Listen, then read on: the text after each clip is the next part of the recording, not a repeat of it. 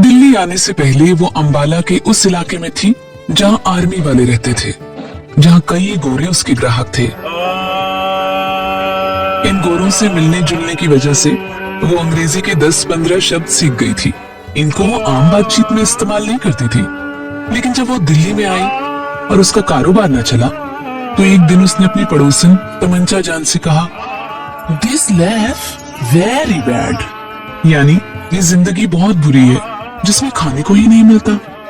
अंबाला के आर्मी इलाके में उसका धंधा बहुत अच्छी तरह चलता था। वहाँ के गोरे शराब पीकर उसके पास आ जाते थे। वो 3-4 घंटों में ही 8-10 गोरों को निपटाकर 20-30 रुपए पैदा कर लिया करती थी। वो उससे कुछ पैसे के मामले में रियायत चाहते तो वो सर हिलाकर कह दिया करती थी, साहब हमारी समझ में तुम्हारी बात नहीं आती। और अगर वो उससे जरूरत से ज्यादा छेड़छाड़ करते तो वो उनको अपनी जबान में गालियां देनी शुरू कर देती। वो हैरत में उसके मुंह की तरफ देखते तो वो उनसे कहती, साहब तुम एकदम उल्लू का पिट्ठा है, हराम है, समझा। ये कहते वक्त वो अपने लहजे में गुस्सा नहीं लाती, बल्कि बड़े प्यार के साथ उनसे बातें करती। वो गोरे हंसते थे और हंसते वक्त वो सुल्ताना को बिल्कुल उल्लू के पट्टे दिखाई देते। यहाँ दिल्ली में वो जब से आई थी, एक भी गोरा उसके घर नहीं आया था। 3 महीने उसको हिंदुस्तान के इस शहर में रहते हो गए थे, जहाँ उसने सुना था कि बड़े लाट साहब रहते हैं जो गर्मियों में शिमला चले जाते हैं। मगर सिर्फ 6 आदमी उसके पास आए थे, सिर्फ 6, यानी महीने में 2। और इन 6 ग्राहकों से उसने खुदा झूठ न बुलवाए तो 18.5 रुपए वसूल किए थे। 3 रुपए से ज्यादा पर कोई मांगता ही नहीं था। सुल्ताना ने इनमें से 5 आदमियों को अपना रेट 10 रुपए बताया था, मगर ताज्जुब की बात है इनमें से हर एक ने यही कहा, भाई हम 3 रुपए से 1 कौड़ी ज्यादा नहीं देंगे। न जाने क्या बात थी कि इनमें से हर एक ने उसे 3 रुपए के काबिल समझा। चुनांचे जब छठा आया तो उसने खुद उससे कहा, देखो मैं 3 रुपए एक टाइम की लूंगी, इससे 1 अधेला तुम कम कहो तो मैं न लूंगी। अब तुम्हारी मर्जी, हो तो रहो वरना जाओ। छठे आदमी ने यह सुनकर तकरार न की और उसके यहाँ ठहर गया। जब दूसरे कमरे में वो दरवाजा बंद करके अपना कोट उतारने लगा तो सुल्ताना ने कहा, लाइए 1 रुपया दूध का। उसने 1 रुपया तो ला दिया, लेकिन नए बादशाह की चमकती हुई अठन्नी जेब में से निकालकर उसको दे दी। और सुल्ताना ने भी चुपके से ले ली कि चलो जो आया गनीमत है।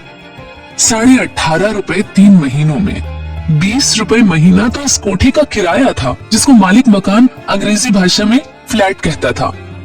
इस फ्लैट में ऐसा पैखाना था जिसमें जंजीर खींचने से सारी गंदगी पानी के जोर से एकदम नल में नीचे गायब हो जाती थी और बड़ा शोर होता था। शुरू में तो उस शोर ने उसे बहुत डराया था। पहले दिन जब वो शौच जाने के लिए उस पैखाना में गई तो उसकी कमर में बहुत तेज दर्द हो रहा था। फारिग होने के बाद जब वो उठने लगी तो उसने लटकी हुई जंजीर का सहारा ले लिया। उस जंजीर को देखकर उसने ख्याल किया, चूंकि ये खास लोगों के रहने की जगह है, इसलिए ये जंजीर लगाई गई होगी कि उठते वक्त तकलीफ ना हो और सहारा मिल जाया करे। मगर जो ही उसने जंजीर को पकड़कर उठना चाहा, ऊपर खट खट सी हुई और फिर एकदम पानी इस शोर के साथ बाहर निकला कि डर के मारे उसके मुंह से चीख निकल गई। खुदा बख्श कमरे में अपना फोटोग्राफी का सामान ठीक कर रहा था और साफ बोतलों में हाइड्रोकोनीन डाल रहा था कि उसने सुल्ताना से पूछा, क्या हुआ? ये चीख तुम्हारी थी?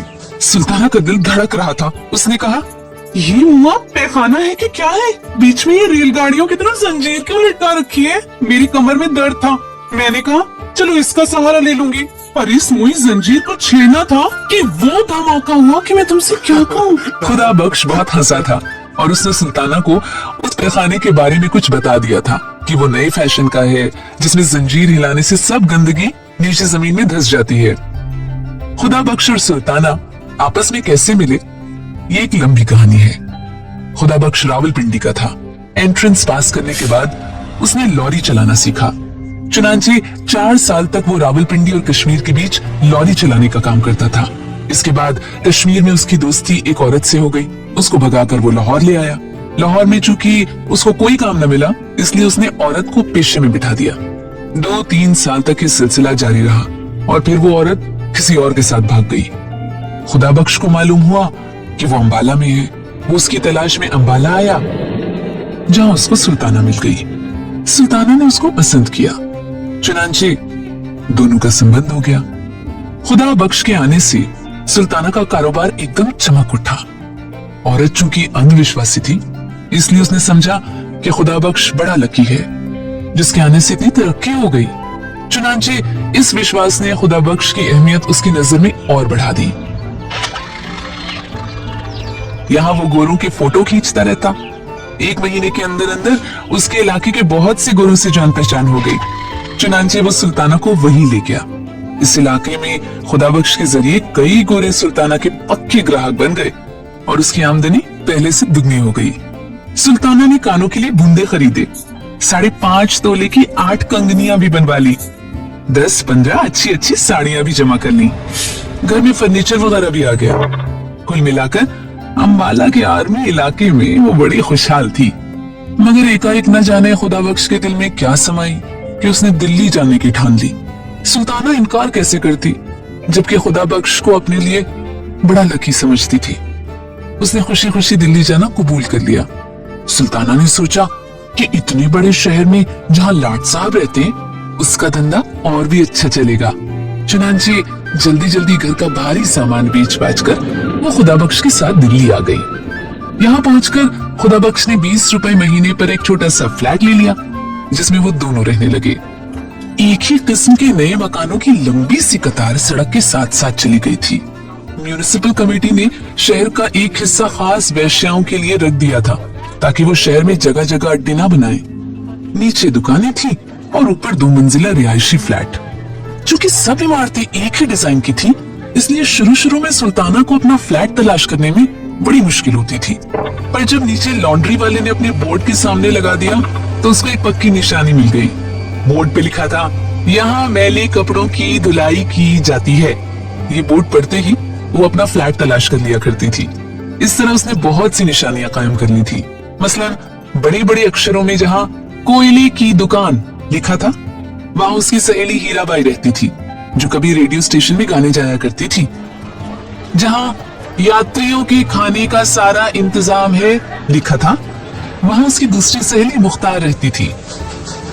पलंग के कारखाने के ऊपर अनवरी रहती थी, जो उस कारखाने के सेठ के पास नौकर थी।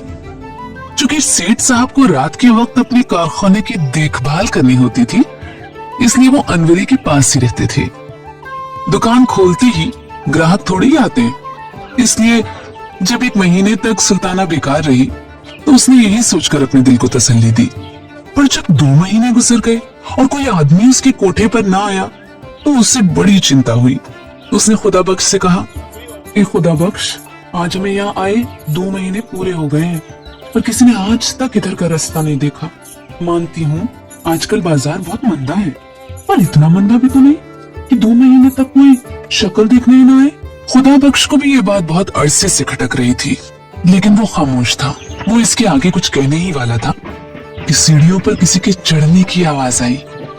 खुदा बख्श और सुल्ताना दोनों ने इस आवाज की तरफ ध्यान दिया। थोड़ी देर के बाद दरवाजे पर दस्तक हुई।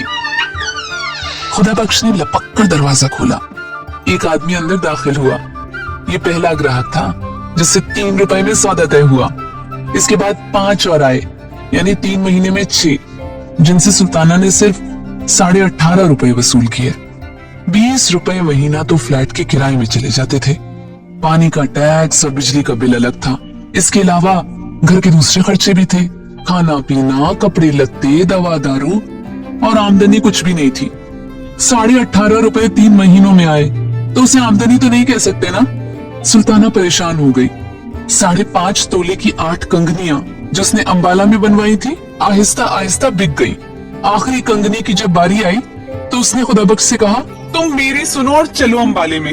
यहाँ क्या खरा है, वही होगा यहाँ लाट साहब, पर हमें तो ये शहर रास नहीं आया। तुम्हारा काम भी वहाँ खूब चलता था, चलो ना वहीं चलते हैं। जो नुकसान हुआ उसको अपना सिर सदका समझो। इस कंगनी को बेच कर आओ, आज रात की गाड़ी से यहाँ से चल देंगे। नहीं जाने मन, अंबाला अब नहीं जाएंगे, यही दिल्ली में रहकर कमाएंगे। ये तुम्हारी चूड़ियां सब की सब यहीं वापस आएंगी।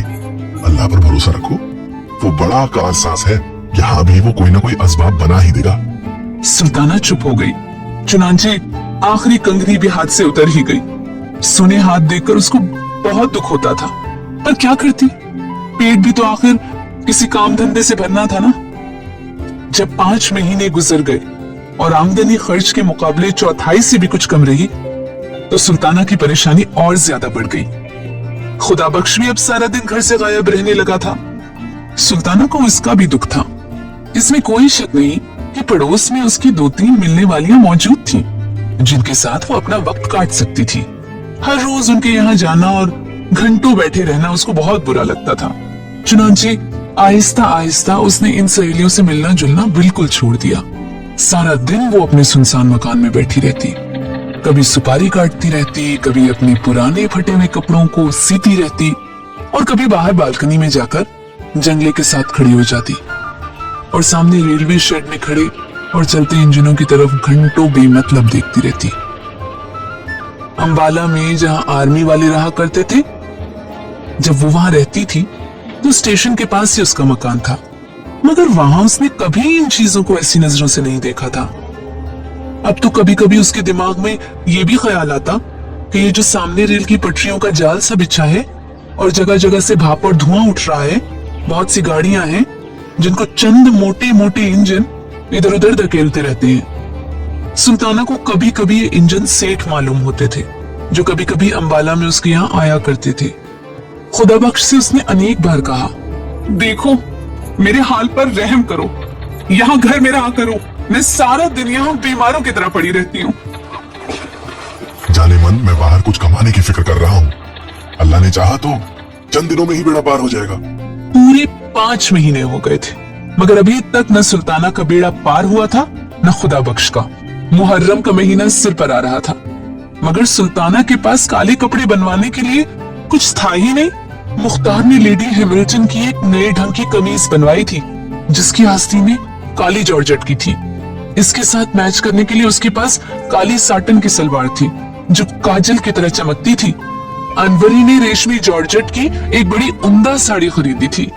उसने सुल्ताना से कहा था वो इसी साड़ी के नीचे सफेद बॉस्की का पेटीकोट पहनेगी, क्योंकि ये नया फैशन है।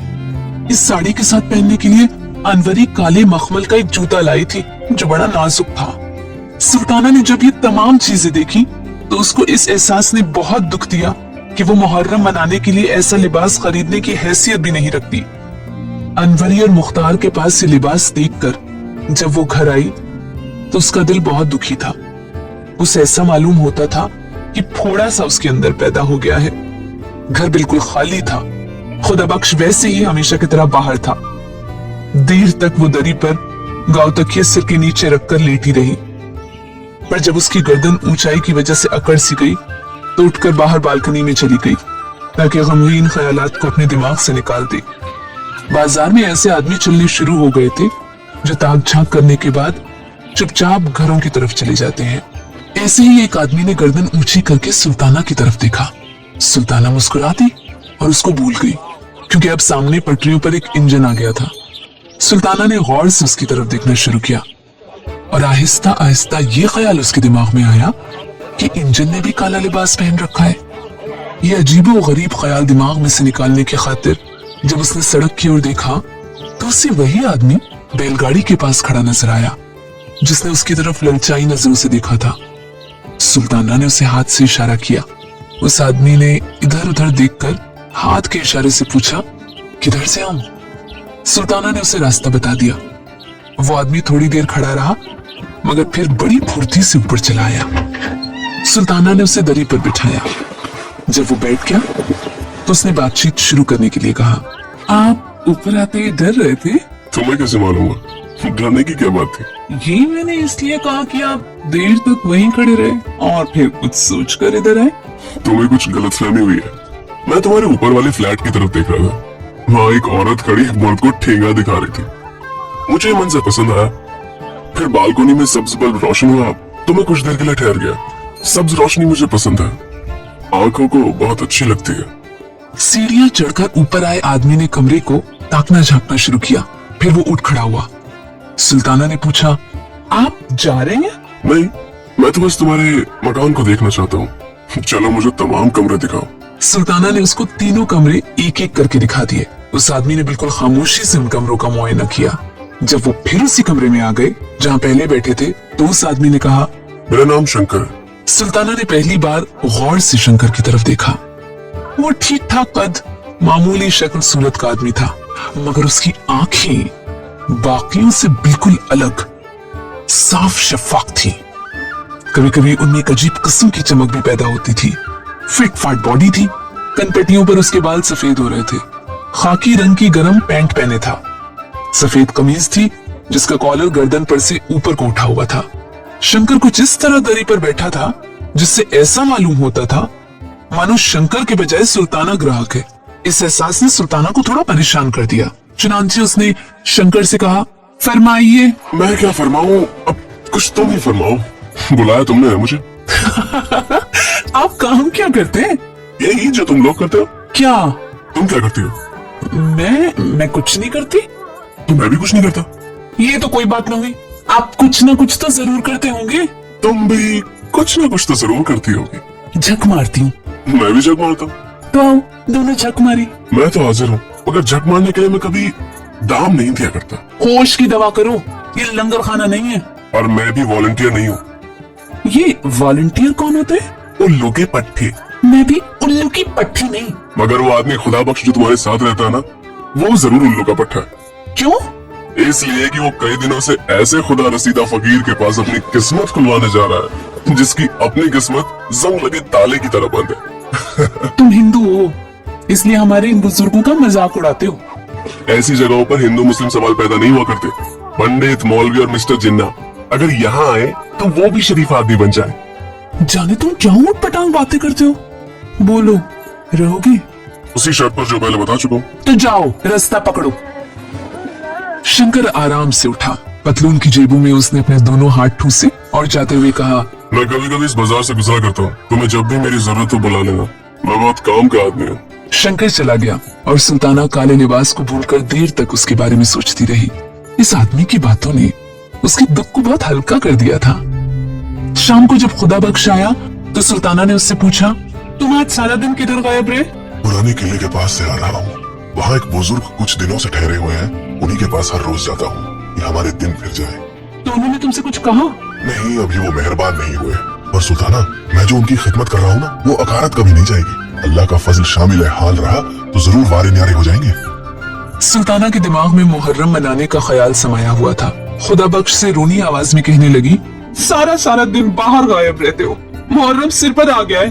कुछ तुमने इसकी भी फिक्र की कि मुझे काले कपड़े चाहिए? घर में फूटी कौड़ी भी नहीं, कंगनियां थी, सुबह एक एक करके बिक गई। अब तुम ही बताओ क्या होगा? यूं फकीरों के पीछे कब तक मारे मारे फिरा करोगे?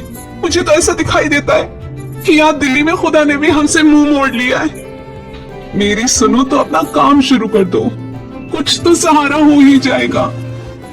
पर ये काम शुरू करने के लिए भी तो थोड़ा बहुत सरमाया चाहिए। तुम खुदा के लिए कुछ करो, चोरी करो या डाका मारो, पर मुझे एक शलवार का कपड़ा जरूर ला दो। मेरे पास सफेद बोस्की की कमीज पड़ी है, उसको मैं काला करवा लूंगी। सफेद निनॉन का एक दुपट्टा भी मेरे पास मौजूद है, वही जो तुमने मुझे दिवाली पर ला कर दिया था। ये भी कमीज के साथ ही काला रंगवा लिया जाएगा, सिर्फ शलवार की कसर है। सो वो तुम किसी न किसी तरह पैदा कर दो। देखो, तुम्हें मेरी जान की कसम, किसी न किसी तरह जरूर ला देना। मेरा मरा मुंह देखो अगर ना लाओ। खुदा के लिए अब ऐसी दुख भरी बातें ना करो, मुझसे बर्दाश्त नहीं हो सकती। मैंने सचमुच अम्बाला छोड़ने में सख्त गलती की, पर जो करता है अल्लाह ही करता है और हमारी बेहतरी के लिए करता है। कुछ भी करो, मगर मुझे 4.5 गज काली साटन लाओ। अब तुम खामखा जोर दिए चले जा रही हो, मैं कहाँ से लाऊंगा? अफीम खाने के लिए तो मेरे पास पैसा नहीं। दुआ करो कि आज रात ही अल्लाह 2-3 आदमी भेज दे। लेकिन तुम कुछ नहीं करोगे। तुम अगर चाहो तो जरूर इतने पैसे पैदा कर सकते हो। जंग से पहले ये साटन 12-14 आने गज मिल जाती थी, अब ₹1.25 गज के हिसाब से मिलती है। 4.5 गज पर कितने रुपए खर्च हो जाएंगे? अब तुम कहती हो तो मैं कोई हिल्ला करूंगा। लो अब इन बातों को भूल जाओ, मैं होटल से खाना ले आऊं। होटल से खाना आया, दोनों ने मिलकर उसे निपटाया और सो गए। सुबह हुई, खुदा बख्श पुराने किले वाले फकीर के पास चला गया और सुल्ताना अकेली रह गई। कुछ देर लेटी रही, कुछ देर सोती रही, इधर उधर कमरों में टहलती रही। दोपहर का खाना खाने के बाद उसने अपना सफेद नीनॉन का दुपट्टा और सफेद बॉस्की की कमीज निकाली और नीचे लॉन्ड्री वाले को रंगने के लिए दी आई। कपड़े धोने के अलावा वहाँ रंगने का भी काम होता था। ये काम करने के बाद उसने वापस आकर फिल्मों की किताबें पढ़ी, जिनमें उसकी देखी हुई फिल्मों की कहानी और गीत छपे हुए थे। ये किताबें पढ़ते पढ़ते वो सो गई। जब उठी तो 4 बज चुके थे, क्योंकि धूप आंगन से मोरी के पास पहुंच चुकी थी। नहा धोकर फ्री हुई तो गर्म चादर ओढ़कर बालकनी में आ खड़ी हुई। तकरीबन 1 घंटा सुल्ताना बालकनी में खड़ी रही। अब शाम हो गई थी, बत्तियां जल चुकी थी, नीचे सड़क पर रौनक के आसार नजर आने लगे थे। सर्दी थोड़ी सी ज्यादा हो रही थी, मगर सुल्ताना को ये बुरी नहीं लग रही थी। वो सड़क पर आते जाते तांगों और मोटरों की तरफ एक अरसे से देख रही थी। अचानक उसे शंकर नजर आया। मकान के नीचे पहुंचकर उसने गर्दन ऊंची की और सुल्ताना की तरफ देखकर मुस्कुरा दिया। सुल्ताना ने ऐसे ही हाथ का इशारा किया और उससे ऊपर बुला लिया। जब शंकर ऊपर आ गया तो सुल्ताना बहुत परेशान हुई कि उससे अब क्या कहे। दरअसल उसने ऐसे ही बिना सोचे समझे उसे इशारा कर दिया था। शंकर भी ऊपर चला आया जैसे उसका अपना ही घर हो। पहले दिन की तरह वो गांव तक ही सर के नीचे रखकर लेट गया। जब सुल्ताना ने देर तक उससे कोई बात न की तो उसने कहा, तुम मुझे 100 दफा बुला सकती हो और 100 दफा ही कह सकती हो कि चले जाओ। मैं ऐसी बातों पर कभी नाराज नहीं हुआ करता। नहीं बैठो, तुम्हें जाने को कौन कहता है। अच्छा, तो तुम्हें मेरी शर्तें मंजूर है? कैसी शर्तें? क्या निकाह कर रहे हो मुझसे? निकाह और शादी कैसी? न तुम उम्र भर किसी से निकाह करोगी ना मैं। ये रस्में हम लोगों के लिए नहीं है। छोड़ो इन फजूलियत की बातों को और कोई काम की बात करो। बोलो, क्या बात करूं? अब तुम औरत हो, कुछ ऐसी बात शुरू करो कि 2 घड़ी दिल बहल जाए। इस दुनिया में सिर्फ दुकानदारी तो दुकानदारी नहीं, और भी कुछ है। साफ साफ कहो, तुम मुझसे क्या चाहते हो? जो दूसरे चाहते हैं। तुम में और दूसरों में फिर फर्क क्या रहा? तुम में और मुझ में कोई फर्क नहीं, लेकिन उनमें और मुझ में जमीन और आसमान का फर्क है। ऐसी बहुत सी बातें होती है जो पूछनी नहीं चाहिए, खुद समझ लेनी चाहिए। मैं समझ गई हूँ। तुम जीते, मैं हारी। मैं कहती हूँ कभी किसी ने ऐसा कबूल ना किया होगा। तुम गलत कहती हो। इसी मोहल्ले में तुम्हें ऐसी सादा लो औरतें भी मिल जाएंगी जो कभी यकीन नहीं करेंगी कि औरत ऐसी जिल्लत कबूल कर सकती है जो तुम बगैर किसी एहसास के कबूल करती रही हो। लेकिन उनके ना यकीन करने के बावजूद भी तुम हजारों की तादाद में मौजूद हो। तुम्हारा नाम सुल्ताना है ना? सुल्ताना ही है। मेरा नाम शंकर है। ये नाम भी आजा बूट पटांग होता है। चलो आओ अंदर चले।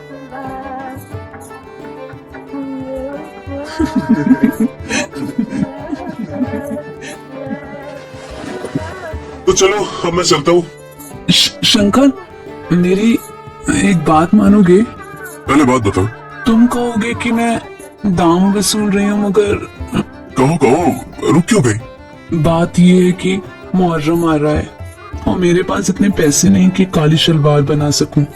यहाँ की सारी बखेड़े तो तुम मुझसे सुन ही चुके हो। कमीज और दुपट्टा मेरे पास मौजूद है जो मैंने आज रंगवाने के लिए दे दिया है। ओह, तो तुम चाहती हो कि मैं तुम्हें कुछ रुपया दे दूं ताकि तुम काली शलवार बनवा सको? नहीं नहीं, मेरा मतलब ये नहीं। मेरा मतलब ये है कि अगर हो सके तो तुम मुझे एक काली शलवार बनवा दो। मेरी जेब में तो इत्तेफाक से ही कभी कुछ होता है। बहरहाल मैं कोशिश करूंगा। मुहर्रम की 1 तारीख को तुम्हें शलवार मिल जाएगी। ले बस, सब खुश हो गए? क्या ये बूंदे तुम मुझे दे सकती हो? ये बूंदे? तुम इनका क्या करोगे? चांदी के मामूली बूंदे हैं, ज्यादा से ज्यादा 5 रुपए के होंगे। मैंने तुमसे बूंदे मांगे, उनकी कीमत नहीं पूछी। बोलो, देती हो? ले लो। सुल्ताना को बिल्कुल यकीन नहीं था कि शंकर अपना वादा पूरा करेगा, मगर 8 रोज के बाद मुहर्रम की 1 तारीख को सुबह 9 बजे दरवाजे पर दस्तक हुई। सुल्ताना ने दरवाजा खोला तो शंकर खड़ा था।